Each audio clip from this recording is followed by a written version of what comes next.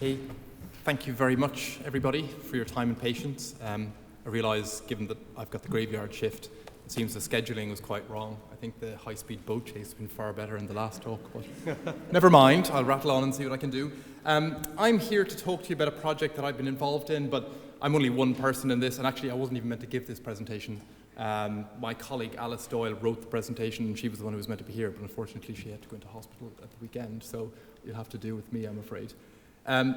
The content of this is very much reflective of the project, and there are lots of project partners I'll mention in a minute. There are a couple in the audience, Dale, Victoria I saw earlier. So yeah, please feel free to chime in if at any point you're horrified by what I'm saying. So to start off, I just want to give a bit of context here. So this project is around delivering a participatory approach to management. It's very much consistent with a lot of the talks and presentations we've heard earlier on. But the background to this, from an offshore perspective, is very much couched in the work that we have been doing collectively with the Marine Management Organization, with industry, with ENGOs, and with DEFRA at the time when it first began, looking at trying to develop management measures in the offshore, or at least proposals for management measures. As many of you are aware, there aren't very many measures in the offshore at the moment. It was a fairly long process, ran through the Common Fisheries Policy. Things may well change in the near future, but as it currently stands, a huge amount of work was done over a period of about 4 or 5 years in trying to develop proposals with other member states. Now, the content or the process for developing management measures through the Common Fisheries Policy would be a talk in its own right, so I'm going to skip over a lot of that. But just to make it clear that a lot of it is structured around negotiated outcomes. So joint recommendations require member states to agree. So the very fundamental basis of having agreement generally tends to involve negotiation. So in the offshore, many of the outputs and the proposals were by very nature negotiated, and they were, many of them were zoned, so proportions of sites went forward with measures. As a result of that, the discussions around how zonation should take place, what it should look like, was largely based on that balance between a precautionary approach to deliver your management outcome, and that was usually with limited evidence in terms of supporting the decision making, but also, we talked about it earlier on, that it needed to be at least proportionate in terms of the impact on the industry. So we realized it took such a long time to get to the point of coming up with measures, we were asking the question, what happens then? So once the measures are in place, and we've had so much input from a range of different stakeholders, how do we feed this through? Where does it go from here? And that really was the essence of the project. That's where it came from, the next steps, as it were. So it was a 2-year project that we started back in April 2018. It's due to finish this month, so we're desperately trying to get the final outcomes for the project. It was funded by the EMFF, and it very much focused on waters around England. We've been involved right throughout the UK, just because of the funding, really. It was focused much more on England. But we're hoping that a lot of the outcomes will be relevant, both from the offshore, inshore, and more widely around the UK. The problem, in essence, is one of uncertainty, and particularly in the offshore. I mean, we had some fantastic presentations about data collection in the inshore and some of the detail, and even then, there are clear gaps, knowledge gaps around making decisions. In the offshore, that's scaled many times. So there's a real dearth of information, not just on the presence of features, but also in terms of the impact of fishing on, broadly speaking, I'm referring to sedimentary features here, because that's the bulk of the habitat base in the offshore, but it's also the area where most bottom trawl fishing occurs. So trying to reduce the uncertainty in terms of the decision making. So with the evidence base we have, how we improve that, how we build confidence into that decision making. There was also a lot of challenge around, particularly in the offshore, how do you engage stakeholders? We don't really have that local, regional connection. You tend to have often quite migratory fleets. You have people coming from, at least up until relatively recently, from all around the EU. How do you get that representative engagement? So they were the main problems that we were looking to address. And what we aimed to do was to bring together stakeholders across the piece, from regulators through to the industry, fishing industry, ENGOs, ourselves as scientific advisors, and to help take ownership of the process, so what would work in any given circumstance. And this was really about testing options. What can you do? What are the options that are available in any given situation? using adaptive management, which I'm guessing everybody is familiar with. But if you break adaptive management down into what we're calling the deliberative phase and the iterative phase, the deliberative phase is by and large the process that you get to come up with a proposal. So what's the problem and what is it that you need to do to manage that problem? The iterative phase is really where this project sits, in the sense that there is a period where new information becomes available and you're reducing the uncertainty in terms of the decision making. And that can work and circulate in a loop and constantly moving and changing. And that key element of how you get the best evidence into that loop to inform decisions is really what we're trying to deal with here. In terms of the project outcomes, there were three main objectives, one of which was, as I just outlined there, the idea of testing different approaches. So what would work in any given scenario? So taking the lead from stakeholders. And we used two case studies to try and test that. One in the Irish Sea, which was sort of a mix of inshore, offshore, very much a muddy site, predominantly UK-based fishing interest there, Nephrops in west of Walney. And then the second one was a sandy site in the North Sea, the North Norfolk sandbanks. That's predominantly Dutch fishery based. So again, two very, very different sites, very different dynamics within them. We also looked to develop a model in conjunction with Bangor University, who are one of the project partners, to help assess potential management options. So empirically, to help with the decision-making process. So if you set up a management proposal, what that might look like. And I'll talk about that in a little minute.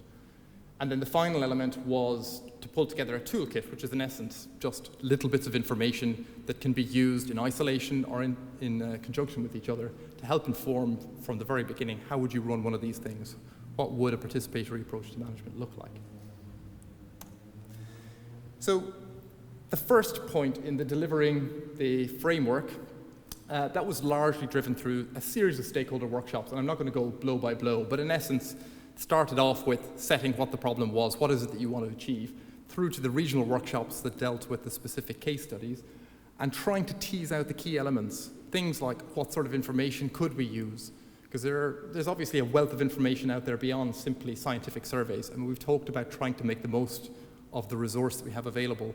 And it seems no-brainer that you would use people who have evidence experience to input into the process.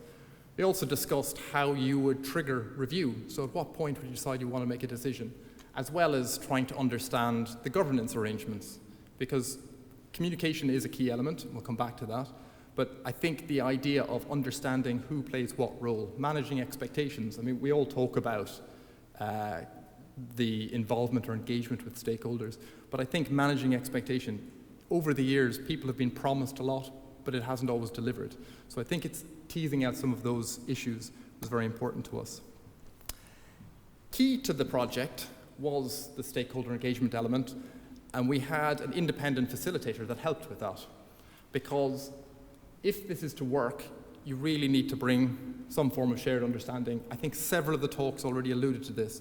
So I think this is certainly not new to most of you, and particularly I think inshore, I'm preaching to converted because you're dealing with people every day, day in, day out. I think in the offshore it's slightly different, but exactly the same principles apply.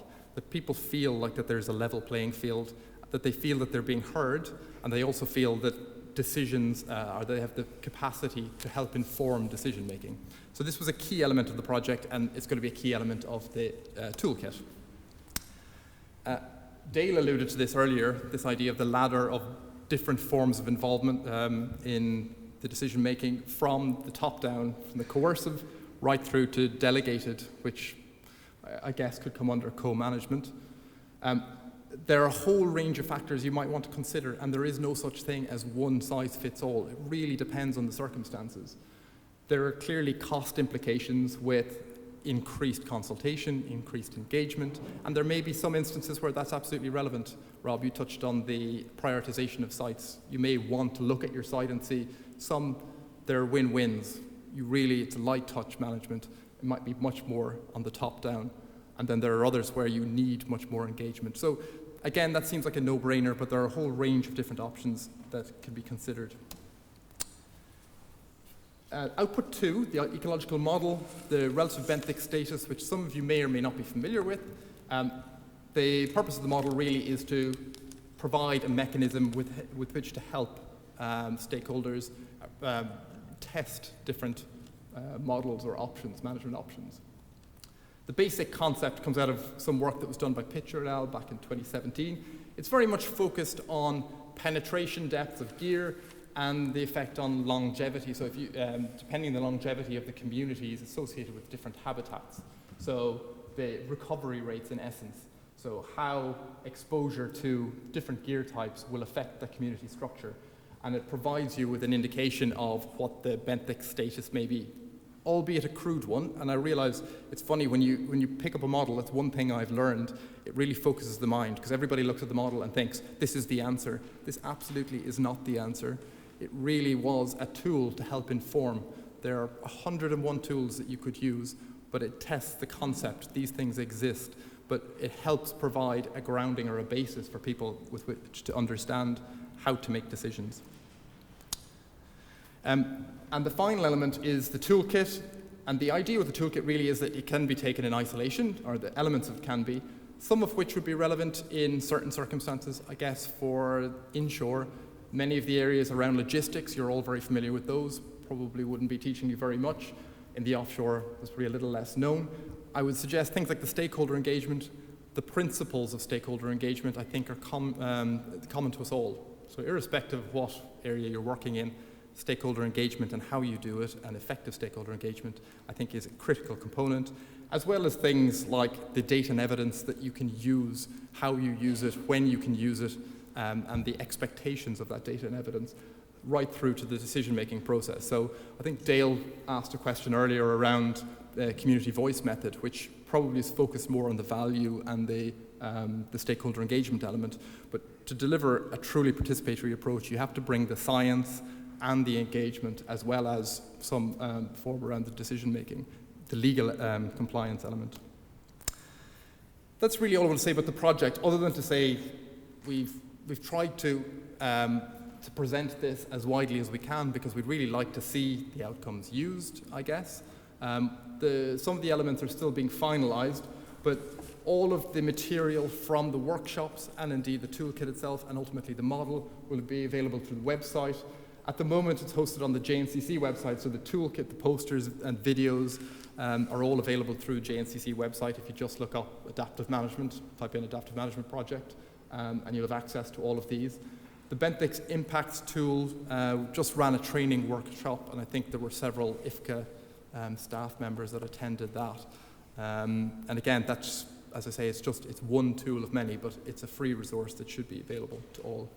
And that's really all I want to say. Thank you very much.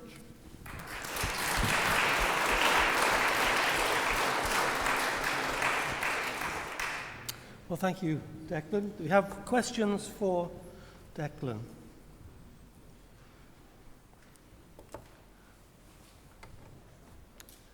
It's, if I might be so bold,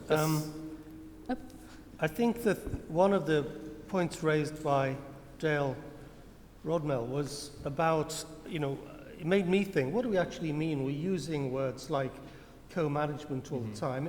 The actual word co-management wasn't on your ladder.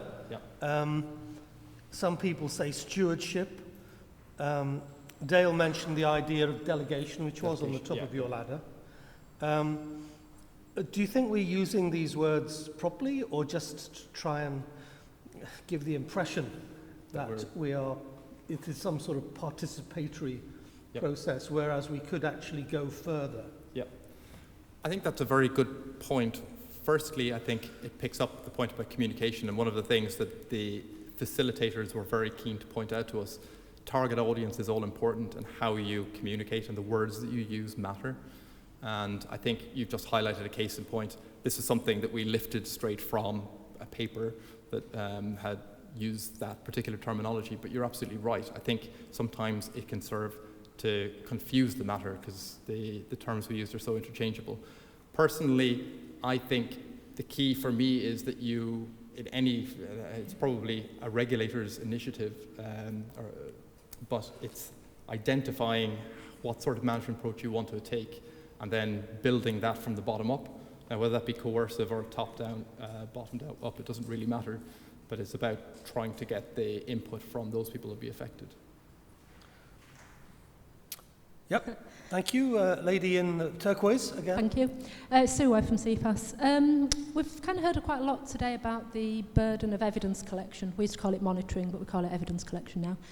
And obviously there's going to be an increasing role in the future around getting stakeholder participation in the scientific evidence collection. There's already quite good examples of it from the sort of fisheries sector around some of the fishery-dependent monitoring and evidence collection. And of course that's got a wider application in terms of biodiversity evidence and monitoring, particularly when we're starting to look for things like fully documented fisheries, so we can actually understand better the full impact, not just on target species, but on other non-target species bycatch of commercial and conservation interest. Of course, there's a conflict in that in terms of how do we reconcile the scientific evidence collection with enforcement monitoring. And I just wondered if you'd got any sort of lessons learned or examples of how we, get that full engagement and move away from the suspicion around enforcement so that we can actually get full value, scientific data. I think a simple answer, no. I'm not sure. It's something that did come up at several of the meetings, and I think there's two things. I think there's a real desire for, and we've been given examples where when you frame the problem correctly, it's easy to get people involved, and in terms of contributing information and understanding the data sets that are available, you could do that once there's a motivation to do that. I think the first step really breaking down the antagonism, I guess, that exists. But in terms of the being able to access, I suppose, data sources, I think it's a really, really thorny, difficult issue that we never fully bottomed out. I mean, I don't know, Dale, whether you had any view on that specifically, but I think it was one of the trickier elements of this particular piece of work.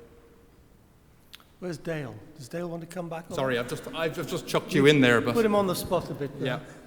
But as somebody representing the industry, well, certainly it is a challenge, and it comes up a lot of the time, and it's partly about having some of the things that Rob put up actually on the screen earlier, legitimacy in the governance system and trust, which I think has been mentioned today as well. But when things, designing laws and